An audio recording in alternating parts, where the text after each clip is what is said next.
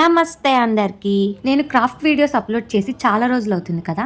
ఇవాళ ఒక మంచి క్రిస్మస్ డిఐవై చేసేద్దాం, వచ్చేయండి. ఇప్పుడైతే నేను ఒక గ్రీటింగ్ కార్డ్ చేస్తున్నాను. ఫస్ట్ నా గ్రీటింగ్ కార్డ్ కి కావాల్సిన ఇమేజెస్ అయితే నేను గూగుల్ నుంచి సెలెక్ట్ చేసుకొని డ్రా చేసి కలర్ చేసుకొని పక్కన పెట్టాను. ఇప్పుడైతే ఒక హాఫ్ A4 షీట్ ని తీసుకొని ఆ హాఫ్ A4 షీట్ ని మళ్ళీ ఫోల్డ్ చేసి గమ్ తో అయితే అతికించుకోవాలి. ఇలా ఎందుకు చేశానంటే గ్రీటింగ్ కార్డ్ థిక్నెస్ కోసం. పేస్ట్ చేసుకున్న A4 షీట్ ని వీడియోలో చూపిస్తున్నట్టు ఫోల్డ్ చేసుకొని మళ్ళీ ఓపెన్ చేసుకోవాలి. ఓపెన్ గా ఉన్న కార్డ్ లో మనకు నచ్చిన థీమ్ అయితే డ్రా చేసుకోవాలి.